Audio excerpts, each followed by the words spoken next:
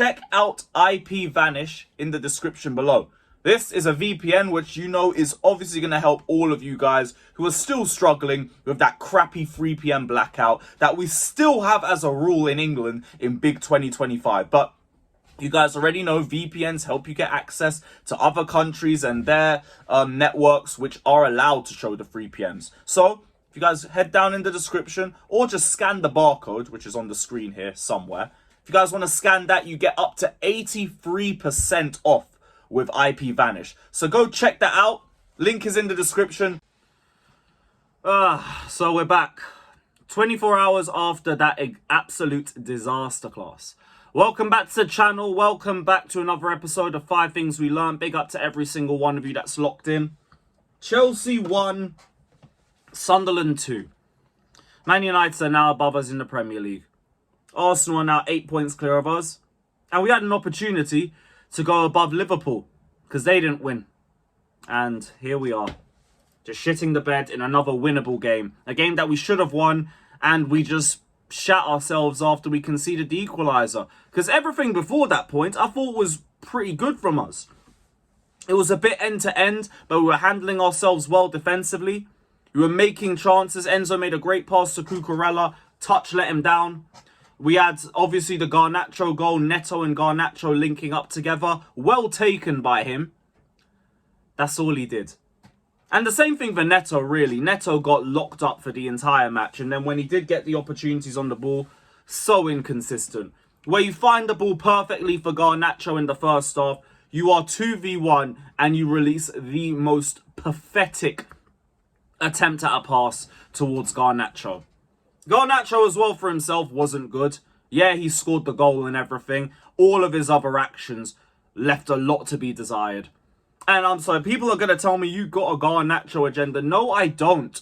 I just call it as I see it with this guy. Like, it's very easy for a lot of other signings to say I need to give him a bit more time so I can get a better assessment of him. Because most of the signings that we make, we haven't really seen play consistently week in and week out. Some man like even a Liam Delap, you could say you've seen him play, but you won't have watched him regularly like you would Garnacho, who was at Manchester United, a Big Six team, for the best part of 3 seasons. It's very easy to get an assessment on him because of the amount of minutes that he's played and the amount of importance that he had at Man United. And it left a lot to be desired, and it's leaving a lot to be desired still. Now, this is my first point. Like, the wingers, we're relying too much on Esteval to get anything out of these wingers. Pedro Neto is very inconsistent. Very inconsistent. I'm not going to call him crap. He's not crap. But he is an on-his-day guy if I've ever seen it in my life. And it's not even on his day. It's on his moment. Because we'll have one good moment and then a frustrating one. And then maybe another frustrating one. And then he'll give you something decent. And then there'll be another frustrating one. You just never know what you're going to get from him with his next action. But compared to him and the others, Gittins, too raw. Like, we've seen some good games from him, some bad games from him. Not enough to get a complete assessment. But you know that, like, it's a bit too soon to be relying on him.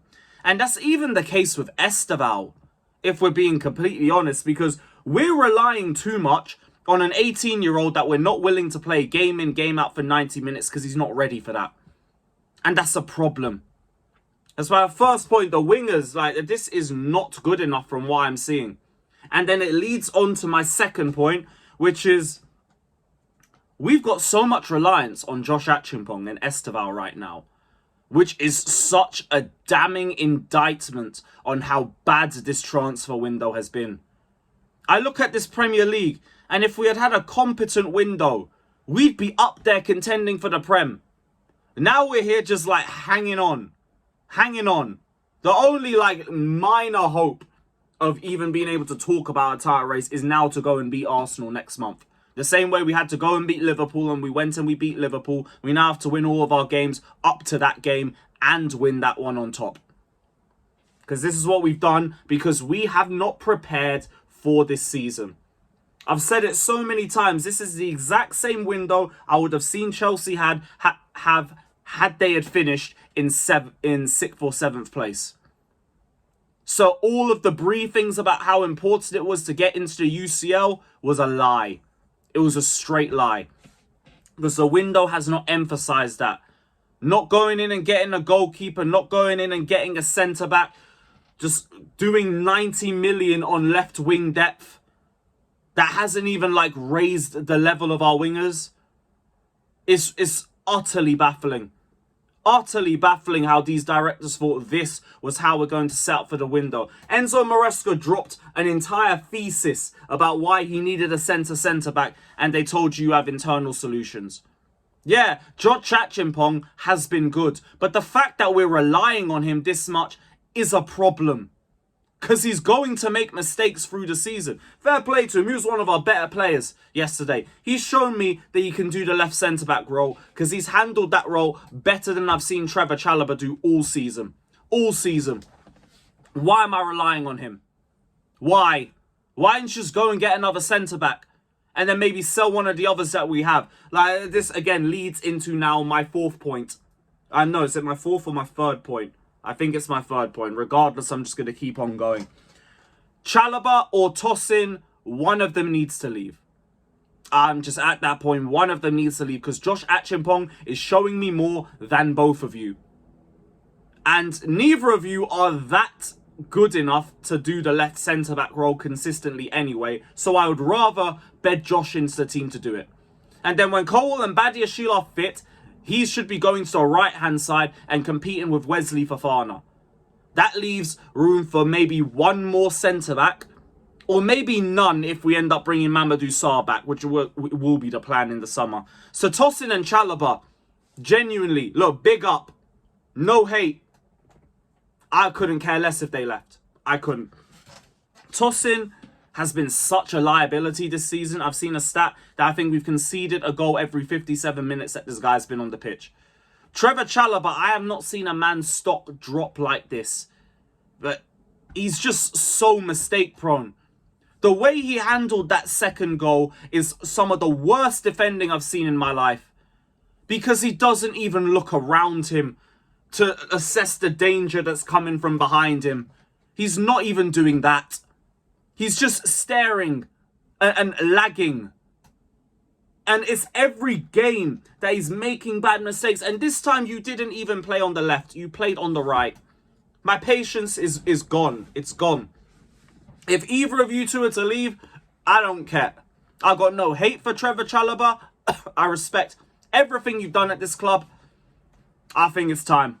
I think it's time personally. Because when our centre-backs are fit, I don't see how either of them two are starting. I just don't. Tosin can be good for when you're facing like the physical forwards and everything.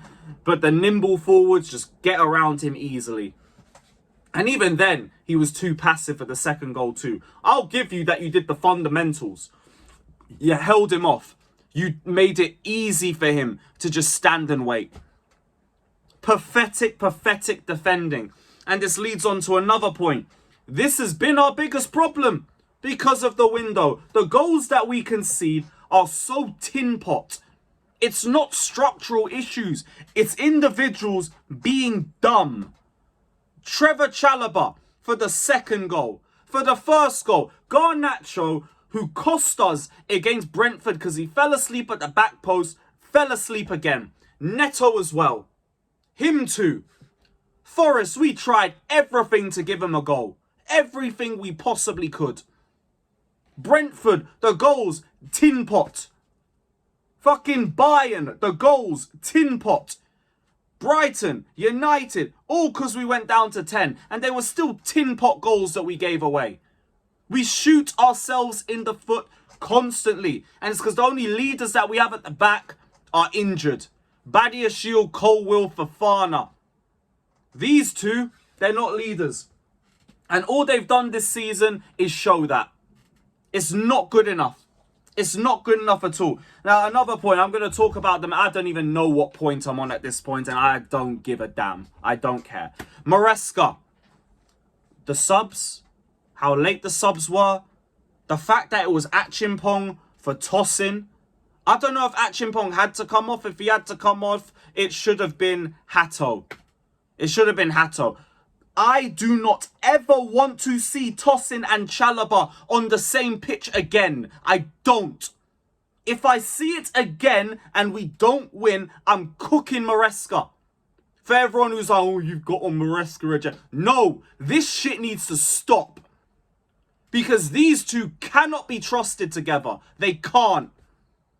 And yet we're still going back to it. I would rather see Hato and Achimpong, even though I don't think you should be throwing two 19-year-olds. I'd trust them and I'd have more patience for them than the experienced ones costing me points every week. So that needs to change. Needs to change. But the one positive that I will end on, Josh Achimpong, you've shown me you can do left centre-back. This is your breakout season. You'll probably still make mistakes because you're young, you're inexperienced. I'll give you the patience for it. But everybody else, like Achimpong, Cucurella, Sanchez. I didn't think Sanchez was bad yesterday. And the rest of you, mid to garbage, in all honesty. But yeah, let me know your thoughts down in the comment section below. Don't forget to like, subscribe, all of that crap. Up the Chels.